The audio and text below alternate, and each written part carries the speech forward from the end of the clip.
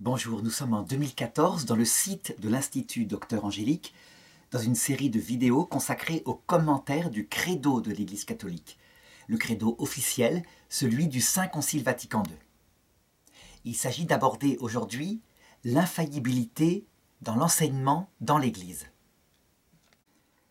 On peut dire que le passage que nous allons commenter aujourd'hui, c'est pour la première fois qu'il est établi comme ça explicitement dans le credo. Le dogme que je vais commenter a été défini en fait durant le Concile Vatican I en 1870 et il a été confirmé et même précisé et élargi durant le Concile Vatican II. Dans la constitution dogmatique Lumen Gentium. Alors voilà comment se présente le texte. Nous croyons tout ce qui est contenu dans la parole de Dieu, écrite ou transmise, et que l'Église propose à croire comme divinement révélé, soit par un jugement solennel, soit par le magistère ordinaire et universel. Nous croyons à l'infaillibilité dont jouit le successeur de Pierre quand il enseigne ex cathedra comme pasteur et docteur de tous les fidèles, et dont il est assuré aussi le corps des évêques, lorsqu'il exerce avec lui le magistère suprême. On peut dire que ce passage touche ce qu'on appelle la théologie fondamentale. Ça veut dire la manière même dont nous connaissons la doctrine de la foi. Et donc là, on retombe dans une précision absolue du langage, je crois. Chaque mot a son importance et doit être commenté. Alors d'abord, quand il est dit « Nous croyons tout ce qui est contenu dans la parole de Dieu, écrite ou transmise, et que l'Église propose à croire comme divinement révélé, soit par un jugement solennel, etc. » Il faut bien remarquer que c'est l'union de trois choses que l'Église regarde pour la transmission de la parole de Dieu. La parole de Dieu étant le Verbe lui-même, une parole incréée, éternelle. Mais trois canaux de cette révélation lui permettent de nous parvenir, à savoir l'écrit, ça c'est l'écriture sainte,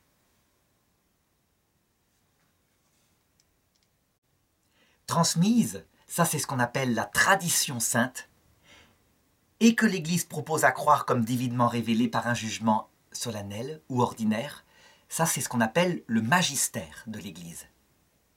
Eh bien je crois que ce qui est précisé pour la première fois de manière dogmatique dans ce texte, c'est que l'union des trois canaux par lesquels la parole de Dieu nous parvient, c'est là qu'est l'infaillibilité, au sens profond du terme. Alors, on va se poser trois questions pour le voir. D'abord, est-ce que l'infaillibilité est présente dans l'Écriture sainte ? La réponse est oui. L'Écriture sainte, elle est inspirée par Dieu, évidemment. Et l'auteur humain n'a écrit que sur l'inspiration de Dieu. Seulement, il a écrit avec ses mots propres, avec son intelligence propre. Donc, il se mêle un langage qui vient de l'homme, une inspiration infaillible qui vient du Saint-Esprit. Du coup, on peut se demander si l'écrit en lui-même est infaillible dans toutes ses parties. Par exemple, lorsqu'il parle de science, lorsqu'il parle d'histoire. Eh bien, dans d'autres documents, l'Église le précise. Et dans le Concile Vatican II en particulier, dans la constitution dogmatique sur l'Écriture sainte, Dei Verbum. L'Écriture sainte est infaillible en ce qui concerne la doctrine du salut. Parce que c'est de cela que l'Esprit Saint veut parler. Et pour en parler, elle se sert de tas de choses que les écrivains qui l'ont mise en place croyaient, qui parfois en science pouvaient être faux. Mais ce n'est pas sur la science que l'Écriture sainte se veut infaillible, mais c'est sur la doctrine du salut, ça veut dire qu'est-ce que le ciel et comment aller le ciel. Et encore, il faut bien comprendre, il faut distinguer l'Ancien Testament et le Nouveau Testament. L'Ancien Testament, c'est un chemin où la révélation est peu à peu remise. Elle avait été donnée à Adam et Ève et elle est remise aux hommes, mais étape par étape. Abraham croit qu'il a un Dieu familial qui lui a parlé. Moïse croit que ce Dieu est éternel et qu'il est l'unique, le créateur de toutes choses. Il faudra attendre les frères Maccabées pour croire que la terre promise que promet ce Dieu, c'est la vie éternelle, avec l'enfer, le paradis, le purgatoire. Il suffit de lire le deuxième livre des Maccabées, je crois au chapitre 12. Dans le Nouveau Testament, par contre, est mis par écrit, par des auteurs humains aussi, des personnes qui n'ont pas forcément connu Jésus, deux qui l'ont connu, à savoir Jean et Matthieu, visiblement. Il est mis par écrit ce qu'ils ont médité. Donc eux aussi écrivent avec leurs mots propres. Eh bien, dans tous ces livres-là, la doctrine du salut est infaillible, dans un certain devenir progressif pour l'Ancien Testament et en perfection pour le Nouveau Testament. Seulement, l'écriture toute seule n'est pas infaillible en science, et c'est facile à le montrer. Il suffit de lire le premier chapitre de la Genèse, où on voit que les arbres portant verdure et donnant des fruits sont créés avant le soleil, qui sert juste d'éclairage, de beauté pour le ciel le jour. Évidemment que le soleil, scientifiquement, est forcément créé avant les arbres fruitiers donnant leurs semences. Mais ce que révèle au point de vue de la doctrine du salut, cette science, qui est fausse, c'est que le soleil n'est qu'une créature, il n'est pas Dieu. Et ça, c'est quelque chose d'essentiel, infailliblement enseigné par le livre de la Genèse. Est-ce que l'écriture sainte est infaillible sur tous les sujets? La réponse est donc non. Pas en science, pas forcément en histoire sur tous les points. Est-ce qu'elle est infaillible, portée par l'Esprit Saint sur la doctrine du salut? Oui. Mais le tout est mélangé. L'intelligence de l'humain, l'intelligence de Dieu qui a inspiré, c'est mêlé. Et donc l'écriture seule ne suffit pas. Voilà pourquoi l'Église parle d'un deuxième canal, plus profond encore, qui a d'ailleurs produit l'écriture. La tradition sainte, ce qu'elle appelle la transmission. Ça, c'est révélé par Jésus, dans un texte très précis, en Jean chapitre 14, verset 26. « Je vous enverrai le Paraclète, je prierai le Père, et il vous enverra le Paraclet. Le Paraclet, l'Esprit Saint, que le Père enverra en mon nom, lui vous enseignera tout et vous rappellera tout ce que je vous ai dit. » Voilà ce qui s'est passé. Jésus avait parlé, puis il est parti, l'Esprit Saint, donc l'Esprit de Jésus, porteur de la parole de Dieu, est venu dans le cœur des saints. Ils ont vécu avec lui, ils ont médité avec leur intelligence, et de cela, de cette alliance de deux intelligences, celle de l'homme et celle de Dieu, l'Esprit Saint, est sortie la transmission qui a donné l'écrit. Voilà donc le deuxième canal de la révélation qu'on appelle la tradition sainte. Est-ce que cette tradition est infaillible? En tant que portée par l'Esprit Saint, elle est absolument infaillible. L'Esprit Saint ne ment pas. Il transmet la vérité telle que Jésus l'a enseignée. Le problème, comment discerner ce qui vient de l'intelligence humaine, donc d'une tradition humaine qui a réfléchi, et ce qui vient de la tradition divine, Dieu? C'est pas possible comme cela. Tout se mélange. C'est une alliance de deux intelligences. Idem, la transmission, elle continue après la mort des apôtres.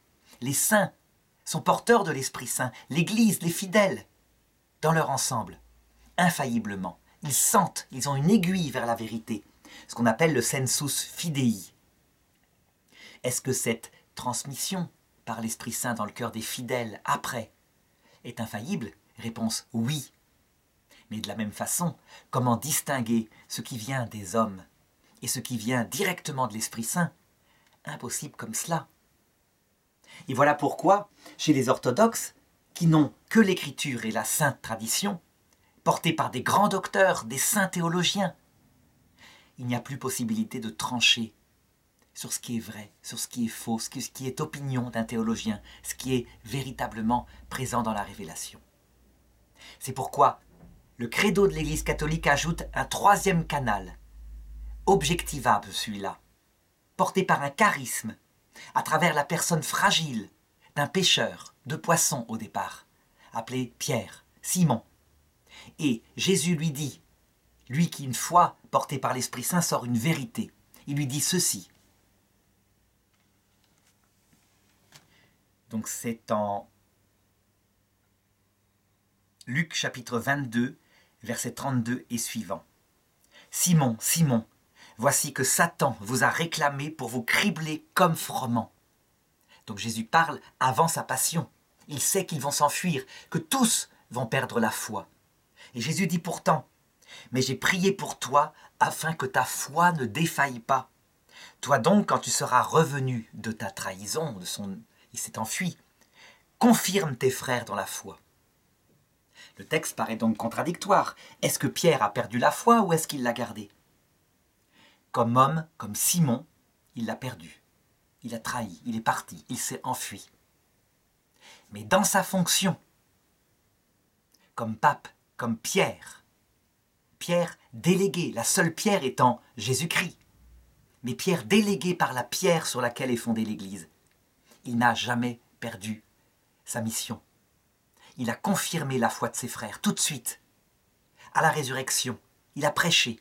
Dans les Actes des Apôtres, alors que l'Esprit Saint n'était pas encore donné, il a pris la décision de nommer un successeur à Judas. Il a fondé la succession apostolique.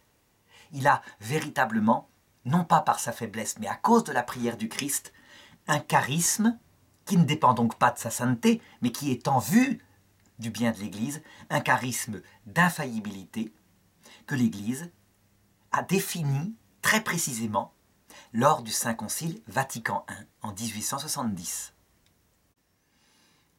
L'Église, à travers le pape Pie IX, pour le définir, a regardé ce qui s'était passé dans l'histoire, a observé tout ce que les papes, des papes saints, des papes pécheurs, des papes criminels parfois, avaient fait. Et s'est rendu compte que ça s'exerçait d'abord sur un point unique, à savoir l'enseignement de la doctrine du salut. Toujours la même chose, la chose dont je parlais tout à l'heure et dans laquelle l'écriture, la tradition sont aussi infaillibles. Le charisme porte sur l'enseignement de la doctrine du salut, donc qu'est-ce que le ciel, comment aller au ciel. Mais aussi sur une doctrine du salut enseignée universellement, ça c'est dit textuellement, un jugement universel. Ça veut dire que si un pape, comme par exemple Pie XII, dit dans une encyclique, là il faut combattre absolument Hitler en premier, quitte à s'allier pendant un temps avec Staline. Là, il prend une décision de type prudentiel, donc particulière. Elle est risquée, elle n'est pas infaillible. Le pape aurait pu se tromper. De fait, Pie XII ne s'est pas trompé. Le jugement, pour être infaillible, doit être universel. Par exemple, porté sur la guerre en elle-même est-elle un bien? Eh bien, le catéchisme va définir universellement la guerre est en soi et par soi un mal, même si on est contraint de la faire parfois à titre de moindre mal, ne serait-ce que quand on est attaqué ou quand d'autres sont attaqués. Ça, c'est le catéchisme de l'Église catholique qui va bien le préciser. Donc l'infaillibilité doit porter sur une doctrine universelle et non pas quelque chose de particulier, de prudentiel, dans tel temps et tel lieu. D'autre part, ce n'est pas n'importe quel enseignement universel. Un pape est d'abord une personne humaine, un théologien aussi. Et donc, à titre personnel, il peut avoir des opinions. Et des opinions qui ne sont pas justes, qui ne sont pas finalement la foi. On l'a vu par exemple dans le pape Jean XXII, je crois. Oui, c'est Jean XXII, un pape d'Avignon, qui dans ses sermons enseignait que personne n'entrerait dans la vision béatifique avant la fin du monde. Mais c'était un enseignement privé. Il ne voulait pas définir la foi. Pourtant, c'était bien une doctrine universelle, du salut. Le pape Benoît XII, son successeur, donc toujours en Avignon, alors a proclamé un dogme solennel, de type solennel, ça veut dire avec un ton extraordinairement fort, où il dit « Moi, en tant que successeur de Pierre, par l'autorité apostolique dont je suis revêtu, je définis, afin que ce soit cru à jamais, c'est la Constitution Benedictus Deus, où il définit que les âmes des morts, quand elles ont été purifiées, s'il reste quelque chose à purifier, vont maintenant, dès maintenant, dans la vision béatifique. Elles voient Dieu face à face. Elles n'attendent pas dans des limbes, dans un lieu inférieur.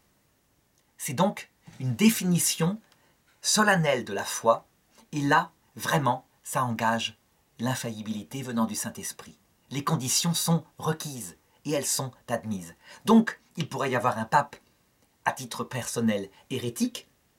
C'est une hypothèse qui maintenant peut être accessible, ou disons plutôt dans l'erreur. Hérétique, c'est quand même une volonté de lutter contre une vérité déjà définie. Mais un pape qui soutient une erreur, pas encore définie, peu importe, quand il devient pape, quand il exerce sa fonction, et sa fonction doit être exercée, dit l'Église, ex cathedra, comme pape, pas comme Joseph Ratzinger dans, par exemple, ses livres qu'il a écrits à titre privé, signés Joseph Ratzinger. Là, pas d'infaillibilité, il le dit. Je travaille comme théologien, mais quand comme pape, ex cathedra, comme pasteur et docteur de tous les fidèles, ça veut dire que non seulement il a une visée que les gens arrivent au salut un jour, mais il enseigne la doctrine universelle. Alors, dans ce cas-là, s'exerce l'infaillibilité. Autre petit détail que donne le credo. Est-ce que cette infaillibilité s'exerce uniquement quand le pape enseigne ex cathedra avec un ton extraordinairement solennel, comme je le disais pour le pape Benoît XII? Eh bien, pas du tout. Le Saint Concile Vatican II confirme ce qu'affirme le Concile Vatican I, à savoir un acte du magistère ordinaire aussi, donc une encyclique par exemple. C'est un acte ex cathedra, c'est en tant qu'évêque de Rome. Quand une encyclique porte sur la doctrine universelle du salut, par exemple l'encyclique de Jean-Paul II sur l'Esprit Saint, ou de Benoît XVI sur l'espérance théologale, eh bien, le magistère infaillible s'exerce. Sauf quand il le précise, qu'il ne veut pas l'exercer, ou alors que le sujet ne s'y prête pas, comme par exemple une salutation au début. Ça, c'est un acte pratique. Un exemple où le pape Benoît XVI précisait qu'il ne voulait pas exercer son magistère. Gaudium et Spes, Spe Salvi, encyclique Spe Salvi, numéro 47. Certains théologiens disent que le Christ vient, on pourrait dire à l'heure de la mort, et que les mourants voient sa lumière, et qu'ils y voient le salut. Certains théologiens, ça veut dire, il n'en fait pas un dogme de la foi, mais il présente à l'Église cette hypothèse qui lui paraît extrêmement intéressante. Il n'a pas défini une doctrine du salut. Donc il faut lire les textes, il faut regarder le contexte. Et là, on voit bien les choses. Donc quand le credo continue en disant « Nous croyons à l'infaillibilité dont jouit le successeur de Pierre », quand il enseigne ex cathedra. Il faut donc comprendre, nous ne croyons pas en l'impeccabilité de Pierre. Non, le pape peut être pécheur. Nous ne croyons pas non plus que ses décisions politiques ou pastorales sont infaillibles. Non, comme pasteur, il peut faire des trucs prudentiels qui sont ratés. Nous croyons en l'infaillibilité doctrinale dans l'enseignement de la doctrine du salut, du successeur de Pierre, etc. Du coup, de tout cela ressort ceci. Quand on trouve une doctrine qui est enseignée dans l'Écriture, une doctrine du salut, une doctrine universelle du salut, comme par exemple Jésus-Christ est Dieu, c'est textuellement dans l'Écriture, en Saint Jean par exemple, quand Jésus dit « Si vous ne croyez pas que je suis Yahvé, vous n'entrerez pas dans le royaume des cieux. » Alors les Juifs prirent des pierres pour le lapider. Jésus leur répondit « Pourquoi me lapidez-vous? À cause de quel miracle ?» Les Juifs répondirent « Ce n'est pas à cause d'un miracle que nous te lapidons, mais c'est parce que toi qui n'es qu'un homme, tu te fais Dieu. » Donc la divinité du Christ, il l'a affirmée explicitement. On pourrait dire, c'est textuellement dans l'Écriture, mais peut-être que c'est métaphorique. Il veut dire par là, on est tous un peu des dieux, on a tous une providence à exercer. Dieu, c'est prudence, quelqu'un qui exerce une prudence. Quand c'est enseigné ensuite par la tradition apostolique est la suivante, celle après la mort des apôtres. Donc la confession de foi dans la divinité du Christ. Il est le Verbe éternel, par lui tout a été créé, dit saint Athanase. Lorsque c'est confirmé par le magistère de l'Église, à travers un concile uni au pape, sachant que le charisme d'infaillibilité, il est donné au pape, comme personne. Donc le concile doit être uni au pape, c'est le cas du concile de Nicée, du concile d'Éphèse, qui définissent que le Verbe, que Jésus-Christ est Dieu, le Verbe fait homme. Lorsque les trois ensemble sont là, on a une doctrine absolument, définitivement, solennellement infaillible, une doctrine du salut à laquelle on peut adhérer complètement. Et tel est le contenu de ce credo que je commente depuis plusieurs leçons. Ce credo, C'est le fruit de l'écriture, de la tradition et du magistère. Tout y est solennellement infaillible. Enfin, le paragraphe se termine « et dont est assuré aussi le corps des évêques lorsqu'il exerce avec lui le magistère suprême ». Est-ce que ça veut dire que les évêques individuellement sont revêtus du charisme d'infaillibilité? La réponse est non, pas du tout. Et l'histoire le montre. Dans les grands patriarcats du début de l'Église, Constantinople, Alexandrie, Antioche, Jérusalem, Rome, les 5, un seul a eu comme évêque quelqu'un qui n'a jamais enseigné ex cathedra une hérésie, c'est Rome. Les 4 autres ont eu des grands hérésiarques à leur tête. Il n'y a pas d'infaillibilité personnelle des évêques, sauf quand ils sont unis à la confession de foi de Pierre. Là, du coup, ils sont revêtus de cette même infaillibilité, charisme qui revêt Pierre. Et donc, quand ils sont plusieurs, en principe, lorsqu'ils proclament la foi proclamée par l'Église, eh bien, ils sont revêtus par cette infaillibilité. Est-ce qu'il pourrait y avoir des cas où plusieurs évêques réunis proclament solennellement une hérésie? La réponse est oui, c'est arrivé dans l'Église. Donc pour bien préciser que c'est le charisme qui revêt Pierre comme personne, successeur, je dirais, de Pierre l'apôtre, c'est fondé sur ce charisme-là que l'infaillibilité peut être partagée par les évêques réunis ensemble, mais aussi par les fidèles lorsqu'ils enseignent la doctrine de l'Église. La conséquence pratique de tout cela, c'est que lorsque une personne catholique dans un diocèse a un doute par rapport au contenu de la doctrine du salut, et ça peut arriver, il peut arriver que son évêque ne soit pas vraiment dans la fidélité, eh bien, il faut avoir l'intelligence de prendre la doctrine de la foi à la source produite par l'évêque de Rome, le successeur de Pierre. Lorsque on s'appuie, je dirais, sur cette blancheur dont parlait saint Jean Bosco, qui est le magistère du pape, la foi est assurée au point de vue de son contenu. Il ne faut donc jamais quitter cette blancheur-là dans la tempête. Eh bien, dans ce cas-là, je dirais, si un évêque n'était pas fidèle à la foi, comme ça arrive parfois, ou même un groupe d'évêques, eh bien les fidèles sont maintenant assez intelligents pour adhérer au credo de l'Église au-dessus d'eux, en atteignant Jésus à travers le successeur de Pierre. Cette configuration est arrivée de nombreuses fois dans l'Église, il ne faut pas s'en étonner.